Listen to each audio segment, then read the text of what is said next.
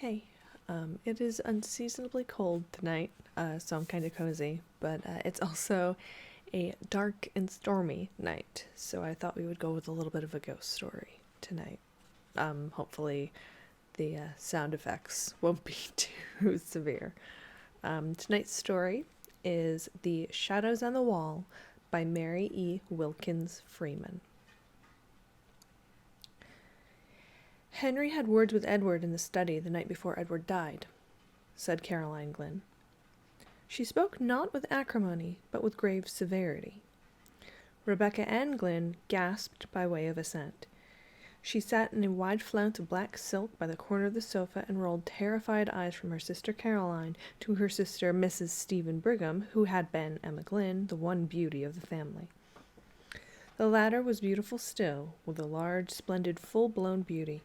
She filled a great rocking-chair with her superb bulk of femininity, and swayed gently back and forth, her black silks whispering and her black frills fluttering. Even the shock of death, for her brother Edward lay dead in the house, could not disturb her outward serenity of demeanor.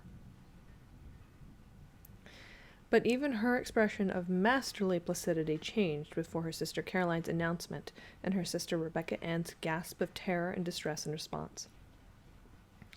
"I think Henry might have controlled his temper when poor Edward was so near his end," she said, with an asperity which disturbed slightly the roseate curves of her beautiful mouth. "Of course he did not know," murmured Rebecca Ann in a faint tone. "Of course he did not know it," said Caroline quickly. She turned on her sister with a strange, sharp look of suspicion. Then she shrank as if from the other's possible answer. Rebecca gasped again. The married sister, Mrs. Emma Brigham, was now sitting up straight in her chair. She had ceased rocking and was eyeing them both intently with the sudden accentuation of family likeness in her face. "What do you mean?" she said impartially to them both. Then she, too, seemed to shrink before a possible answer. She even laughed an evasive sort of laugh. "Nobody means anything," said Caroline firmly. She rose and crossed the room toward the door with grim decisiveness. "Where are you going?" asked Mrs. Brigham. "I have something to see to," replied Caroline, and the others at once knew by her tone she had some solemn and sad duty to perform in the chamber of death. "Oh," said Mrs. Brigham.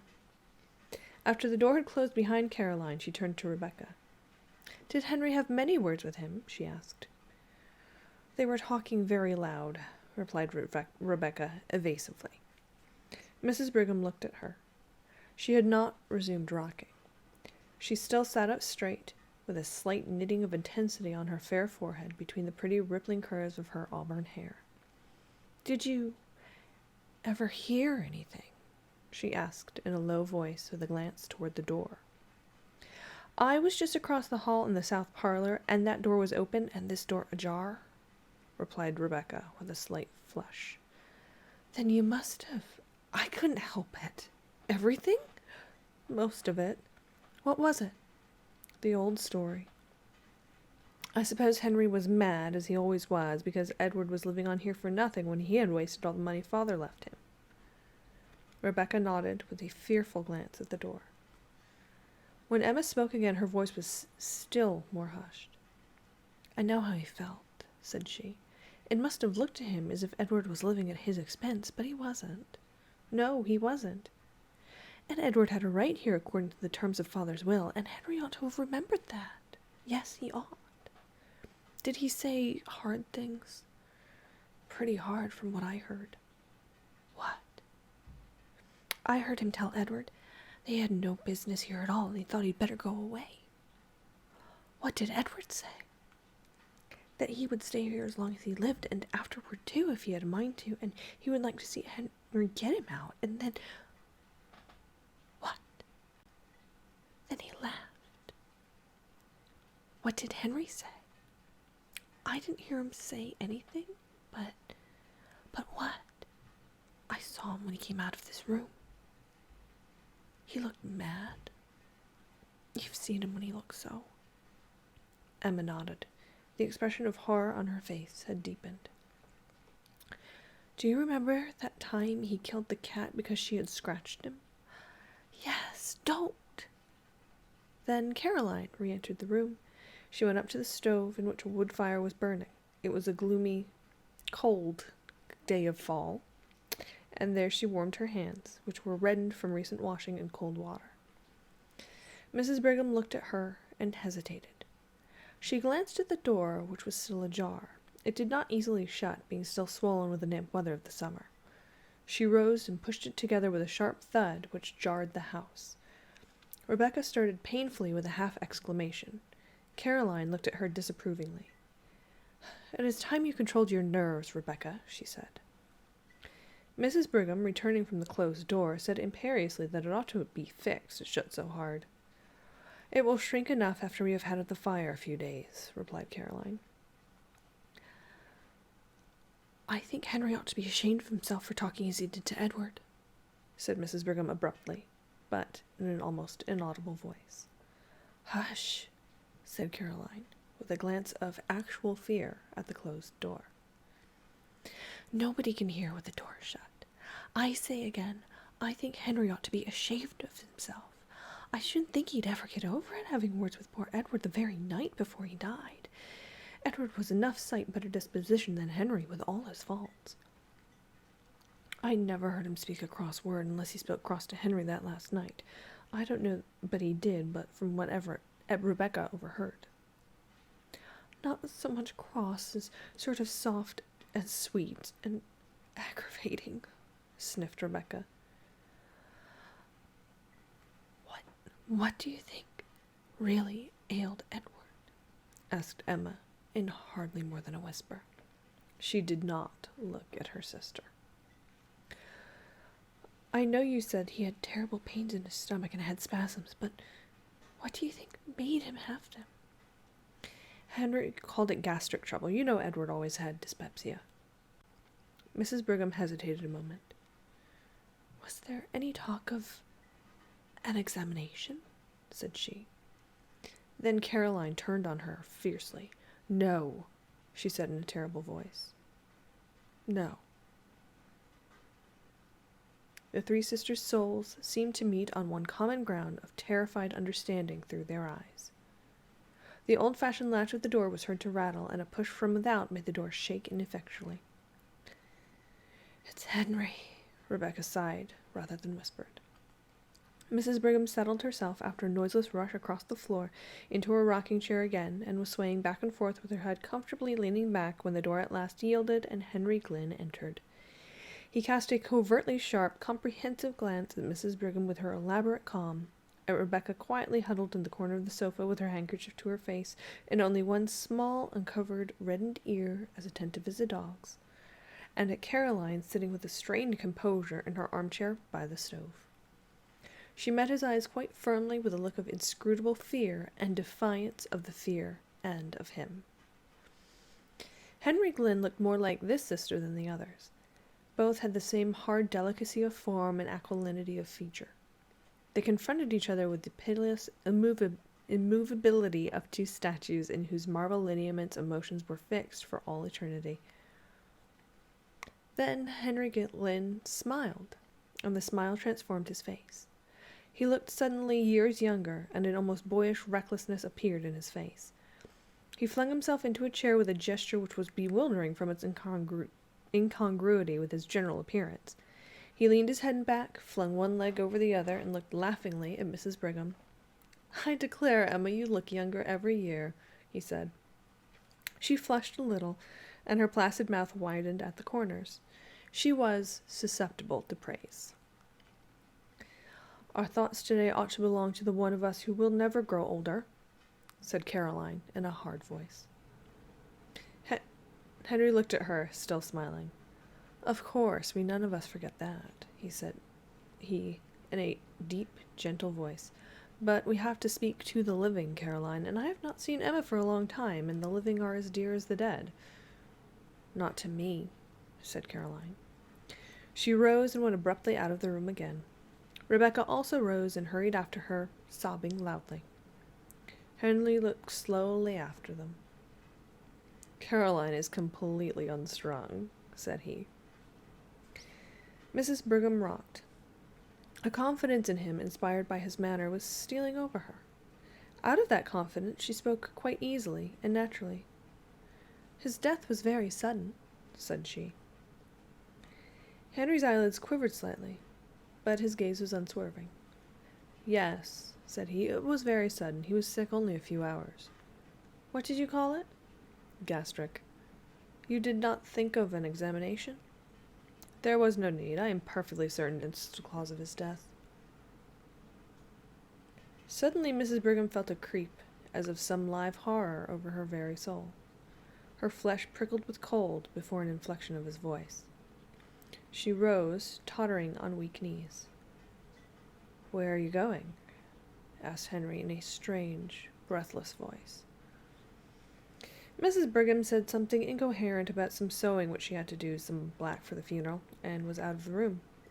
She went up to the frontal chamber which she occupied. Caroline was there.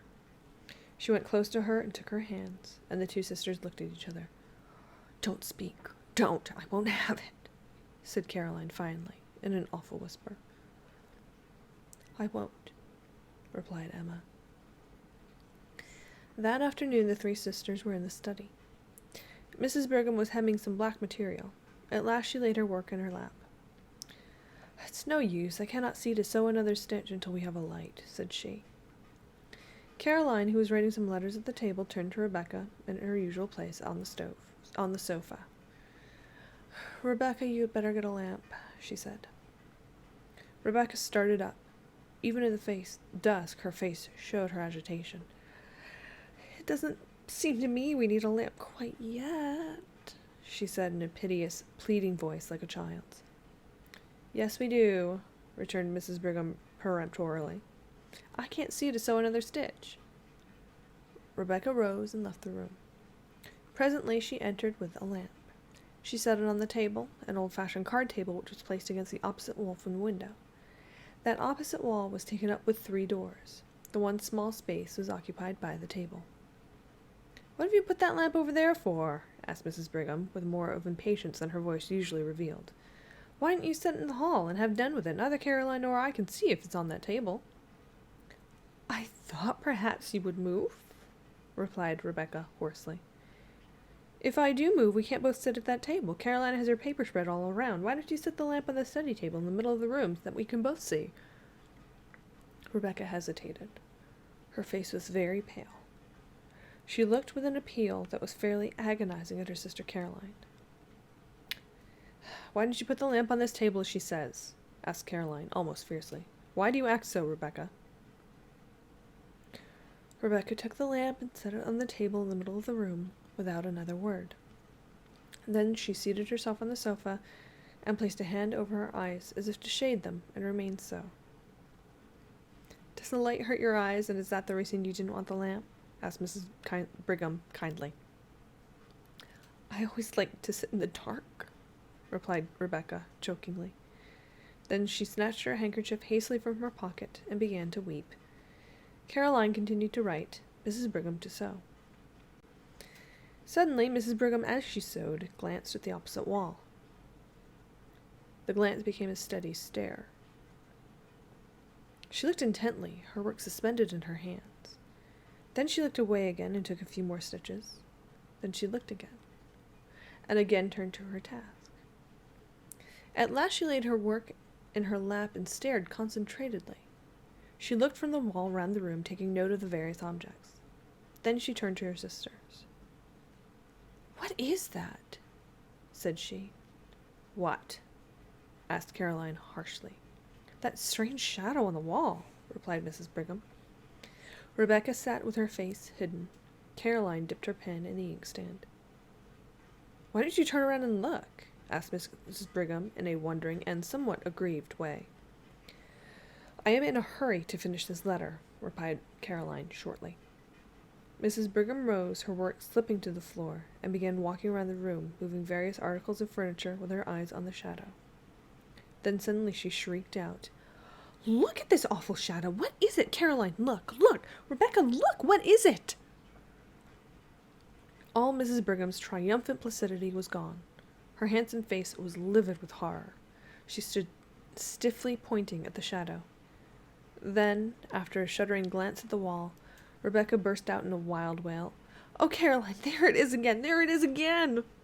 "Caroline Glynn, you look," said Mrs. Brigham. "Look! What is that dreadful shadow?" Caroline rose, turned, and stood confronting the wall. "How should I know?" she said. "It has been there every night since he died," cried Rebecca. "Every night?" "Yes, he died Thursday, and this is Saturday. That makes 3 nights," said Caroline, rigidly. She stood as if holding her calm with a vice of concentrated will. It looks like, stammered Mrs. Brigham in a tone of intense horror. "I know what it looks like well enough," said Caroline. "I've got eyes in my head." "It looks like Edward," burst out Rebecca in a sort of frenzy of fear. "Only—" "Yes, it does," assented Mrs. Brigham, whose horror-stricken tone matched her sister's. "Only, oh, it is awful. What is it, Caroline?" "I ask you again, how should I know?" replied Caroline. "I see it there like you. How should I know any more than you?" "It must be something in this room," said Mrs. Brigham, staring wildly around. "We moved everything in the room the first night it came," said Rebecca. "It is not anything in the room."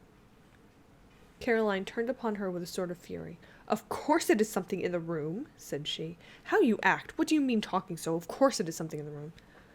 "Of course it is," agreed Mrs. Brigham, looking at Caroline suspiciously. "It must be something in the room." "It is not anything in this room," repeated Rebecca with obstinate horror. The door opened suddenly, and Henry Glynn entered. He began to speak, then his eyes followed the direction of the others. He stood staring at the shadow on the wall. "What is that?" he demanded in a strange voice. "It must be due to something in the room," Mrs. Brigham said faintly. Henry Glynn stood and stared a moment longer. His face showed a gamut of emotions: horror, conviction, then furious incredulity.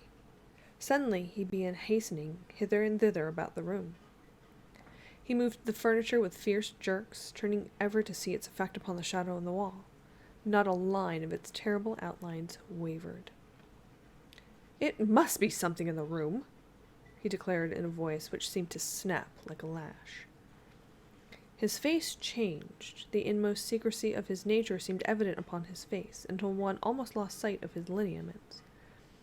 Rebecca stood close to her sofa, regarding him with woeful, fascinated eyes.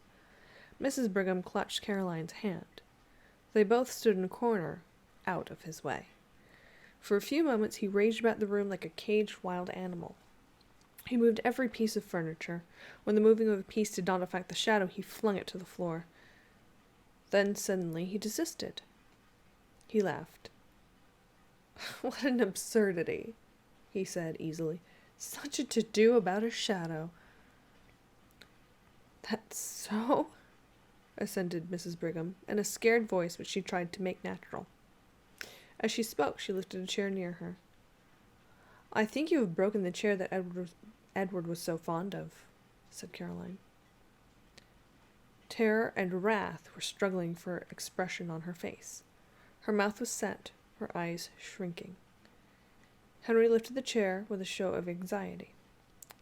"Just as good as ever," he said pleasantly. He laughed again, looking at his sisters. "Did I scare you?" "I should think you might be used to me by this time. You know my way of wanting to leap to the bottom of a mystery, and that shadow does look queer, like. I thought if there was any way of accounting for it, I should like to without any delay." "You don't seem to have succeeded," remarked Caroline dryly, with a slight glance at the wall. Henry's eyes followed hers, and he quivered perceptibly. "Oh, there's no accounting for shadows," he said, and he laughed again. "A man is a fool to try to account for shadows." Then the supper bell rang, and they all left the room, but Henry kept his back to the wall, as did, indeed, the others. Henry led the way with an alert motion like a boy. Rebecca brought up the rear. She could scarcely walk, her knees trembled so. "I can't sit in that room again this evening," she whispered to Caroline after supper. "Very well, we will sit in the south room," replied Caroline. "I think we will sit in the south parlor," she said aloud. "It isn't as damp as the study, and I have a cold." So they all sat in the south room with their sewing.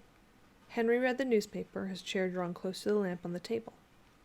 About 9 o'clock, he rose abruptly and crossed the hall to the study. The three sisters looked at one another. Mrs. Brigham rose, folded her rustling skirts compactly around her, and began tiptoeing toward the door. "What are you going to do?" inquired Rebecca agitatedly. "I'm going to see what he is about," replied Mrs. Brigham cautiously. As she spoke, she pointed to the study door across the hall. It was ajar. Henry had striven to pull it together behind him, but it had somehow swollen beyond the limit with curious speed. It was still ajar, and a streak of light showed from top to bottom. Mrs. Brigham folded her skirts so tightly that her bulk with its swelling curves was revealed in a black silk sheath, and she went with a slow toddle across the hall to the study door. She stood there, her eye at the crack. In the south room, Rebecca stopped sewing and sat watching with dilated eyes. Caroline sewed steadily. What Mrs. Brigham, standing at the crack in the study door, saw was this. Henry Glynn, evidently reasoning that the source of the strange shadow must be between the table on which the lamp stood and the wall, was making systematic passes and thrusts with an old sword which had belonged to his father all over and through the intervening space. Not an inch was left unpierced. He seemed to have divided the space into mathematical sections. He brandished the sword with a sort of cold fury and calculation. The blade gave out flashes of light. The shadow remained unmoved. Mrs. Brigham, watching, felt herself cold with terror. Finally, Henry ceased and stood with the sword in his hand and raised as if to strike, surveying the shadow on the wall threateningly. Mrs. Brigham toddled back across the hall and shut the south room door behind her before she related what he had seen. "He looked like a demon," she said again. "Have you got any of that old wine in the house, Caroline? I don't feel as though I could stand much more." "Yes, there's plenty," said Caroline. "You can have some when you go to bed." "I think we all had better take some," said Mrs. Brigham. "Oh, Caroline, what?" "Don't ask, don't speak," said Caroline. "No, I'm not going to," replied Mrs. Brigham. "But—" Soon the three sisters went to their chambers, and the south parlor was deserted. Caroline called to Henry in the study to put out the light before he came upstairs. They had been gone about an hour when he came into the room bringing the lamp which had stood in the study. He set it on the table and waited a few minutes, pacing up and down. His face was terrible. His fair complexion showed livid, and his blue eyes seemed dark blanks of awful reflections. Then he took up the lamp and returned to the library. He set the lamp on the center table, and the shadow sprang out on the wall. Again he studied the furniture and moved it about, but deliberately, with none of his former frenzy. Nothing affected the shadow. Then he returned to the south room with the lamp, and again waited. Again he returned to the study and placed the lamp upon the table, and the shadow sprang out upon the wall. It was midnight before he went upstairs. Mrs. Brigham and the other sisters, who could not sleep, heard him. The next day was the funeral. That evening the family sat in the south room. Some relatives were with them. None entered the study until Henry carried a lamp in there after others had retired for the night. He saw again the shadow on the wall leap out to an awful life before the light. The next morning at breakfast, Henry Glynn announced that he had to go to the city for 3 days. The sisters looked at him with surprise. He very seldom left home, and just now his practice had been neglected on account of Edward's death. "How can you leave your patients now?" asked Mrs. Brigham wonderingly. "I don't know how to, but there is no other way," replied Henry easily. "I have had a telegram from Dr. Mitford." "Consultation?" inquired Mrs. Brigham. "I have business," replied Henry. Dr. Mitford was an old classmate of his who lived in a neighboring city and who occasionally called upon him in the case of a consultation. After he had gone, Mrs. Brigham said to Caroline that, after all, Henry had not said that he was going to consult with Dr. Mitford, and she thought it very strange. "Everything is very strange," said Rebecca, with a shudder. "What do you mean?" inquired Caroline. "Nothing," replied Rebecca. Nobody entered the study that day, nor the next. The third day, Henry was expected home, but he did not arrive, and the last train from the city had come. "I call it pretty queer work," said Mrs. Brigham. "The idea of a doctor leaving his patients at such a time like this, and the idea of a consultation lasting 3 days. There's no sense in it, and now he has not come. I don't understand it for my part." "I don't either," said Rebecca. They were all in the south parlor. There was no light in the study. The door was ajar. Presently Mrs. Brigham rose. She could not have told why. Something seemed to impel her, some will outside her own. She went out of the room, again wrapping her rustling skirts round that she might pass noiselessly, and began pushing at the swollen door of the study. "She hasn't got any lamp," said Rebecca, in a shaking voice. Caroline, who was writing letters, rose again, took the only remaining lamp in the room, and followed her sister. Rebecca had risen, but she had stood trembling, not venturing to follow. The doorbell rang, but the others did not hear it. It was on the south door on the other side of the house from the study. Rebecca, after hesitating until the bell rang a second time, went out the door. She remembered the servant was out. Caroline and her sister Emma entered the study. Caroline set the lamp on the table. They looked at the wall, and there were 2 shadows. The sisters stood clutching each other, staring at the awful things on the wall. Then Rebecca came in, staggering, with a telegram in her hand. "Here is a telegram," she gasped. "Henry is dead." The end. Good night.